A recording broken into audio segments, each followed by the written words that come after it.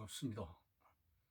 10월 9일 날 새벽 기도 말씀 이사야서 35장 1절의 말씀을 봉독하겠습니다. 광야와 메마른 땅이 기뻐하며 사막이 백합화같이 피어 즐거워하며. 이 말씀의 배경은 이스라엘 백성들이 우상 숭배를 하고 하나님의 말씀을 거역하고 심히 성령을 근심되게 하는 생활을 하여 배교적인 그러한 잘못된 길로 들어섰을 때 하나님께서는 그들을 징계하셨죠. 바벨론 포로 생활로 70년을 그렇게 이어가도록 했습니다. 그러나 포로 생활이 그렇게 긴 세월이었지만 하나님은 매만 때리시는 것이 아니라 그들이 그 포로 생활 동안에 철저한 회개를 이끌어 나가시고 하나님을 향해서 간절한 마음을 가지도록 만드시고 난 이후에 다시 회복시켜 주시고 상처를 싸매어 주시는 분이 바로 하나님이신 것입니다. 사탄의 궁극적인 목적은 우리를 온갖 그러한 유혹에 빠지게 해서 결국 지옥의 불쏘시개가 되도록 만드는 것이 사탄의 목적이지만 하나님의 섭리와 우리를 인도하시는 목적은 항상 죄인된 길에서 돌아서게 하며 회복하게 하시는데 하나님의 긍휼과 은혜의 본질이 들어있습니다.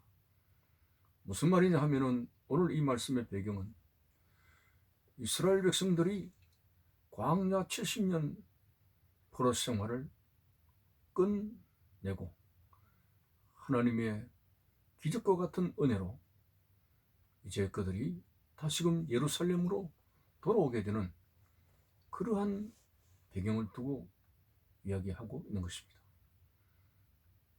그 바벨론 70년 포로 생활의 그 이스라엘 백성들의 모습은 광야와 메마른 땅과 같은 것이고, 그리고 그들은 정말 황무지와 같은 그런 삶의 모습입니다. 그러나 70년 포로 생활이 끝난 이후에 해방된 그들의 기뻐하는 모습은 오늘 본문의 말씀처럼 광야와 메마른 땅이 기뻐하며, 광야와 메마른 땅이 기뻐하며, 광야와 메마른 땅, 풀 한 폭이 자랄 수 없는 덥고 목마르고 고통스러운 그러한 이스라엘 백성들의 모습을 상징하는 거죠. 광야와 메마른 땅과 같은 이스라엘 백성들이 해방을 맞이해서 기뻐하며, 또 사막이 백합화같이 피어 절구하며, 사막과 같은 그러한 그들의 끝없는 고통스러운 생활이 청산되어지게 되고 그들의 기쁨이 백합화같이 절구한다. 이런 말씀의 내용입니다. 다시 말씀드리지만은 하나님은 괜히 징계를 하시는 것이 아닙니다. 신명기서 내용의 말씀대로 하나님의 말씀을 순종만 하면 들어가도 복을 받고 나가도 복을 받지만 이 간단한 공식을 이스라엘 백성들이 이행하지를 못하고 이상하게 곁길로 가면서 잘못된 호기심에 끌려서 바알 쪽으로 또 여러 가지 우상 쪽으로 기울어지는 그들, 그러한 그들을 하나님이 회심하도록 징계를 하셨지만 결국은 징계의 끝날이 오게 되고 희망의 새아침이 밝아오게 됐을 때 그들은 사막과 광야와 메마른 땅이 기뻐하는 그들의 모습, 오늘 본문에서 말씀하고 있습니다. 참으로 오늘 광야와 같은 인생살이를 살아가는 우리의 삶에 있어서도 항상 아무것도 없는 데서 넉넉히 유를 창조하시는 우리 하나님에게는 절망이 없습니다. 하나님에게는 언제나 새 아침이 있습니다. 우리가 고개를 들고 말씀을 순종하고 하나님을 의지하고 하나님께서 인간을 창조하신 목적대로 하나님의 말씀 안에 살기만 하면 오늘 우리가 어떤 상황에 있어도 하나님은 능히 사막의 그러한 모습이 벽과 바같이 피며 절구하는 창조적인 역사가 일어나게 될 것입니다. 여러분들은 지금 현실적으로 고달프고 힘들고 또 병약하고 어려운 부분들이 많이 있을 것입니다. 그런 부분에 대해서 우리가 결코 하나님을 의지하는 삶에 있어서 절망하지 말아야 됩니다. 낙심하지 말아야 됩니다. 하나님은 광야와 사막을 물된 동산같이 만들 수 있는 창조의 하나님이십니다. 전능하신 하나님. 우리가 하나님 앞에 순종하고 그를 기쁘시게만 한다면 얼마든지 우리의 삶을 전환시킬 수가 있습니다.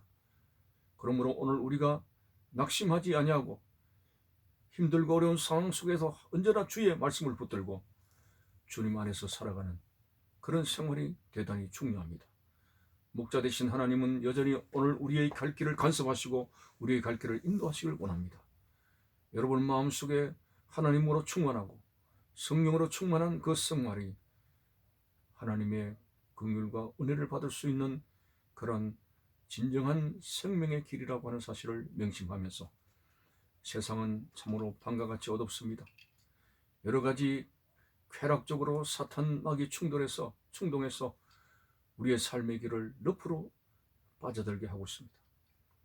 참으로 쾌락과 하나님의 안에서 누리는 즐거움은 다릅니다.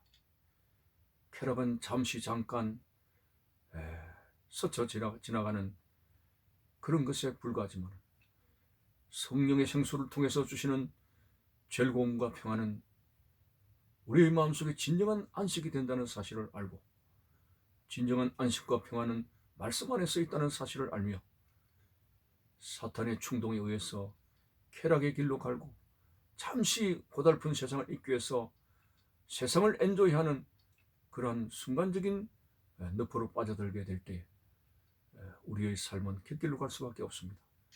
예수님께서는 넓은 문으로 가지 말고 좁은 문으로 들어가라고 말씀하고 있습니다. 세상적인 여러 가지 모든 걸 세상 문화에 걸쳐가지고 이것저것 다 하고 그렇게 하는 동안 우리에게는 남는 것이 없습니다. 힘들고 어렵지만은 좁은 문으로 들어가는 우리의 삶은 저 천성을 향해서 가는 생명의 길이기 때문에 많은 열매를 거두게 될 것입니다. 배짱이처럼 여름에 그냥 그늘 밑에서 쉬는 그런 배짱을 튕기면서 그렇게 살아가는 허송세월하는 사람이 되겠습니까? 개미처럼 그 뜨거운 여름에 겨울 양식을 위해서 힘써 일하는 지혜로운 개미처럼 우리가 하나님 앞에서 아름다운 수고의 씨앗을 뿌리면서 진정 하나님 주시는 열매를 맺기 위해서 인생의 차가운 겨울이 올 때에 눅눅한 안식을 누릴 수 있는 지혜로운 그런 사람이 되겠습니까? 오늘 우리는 너무 세상적으로 달콤한 것에 대해서 약한 모습을 보여서는 안 됩니다. 참으로 저 천성을 향해서 나아가는 십자가 군병이요 특별한 하나님의 백성들입니다.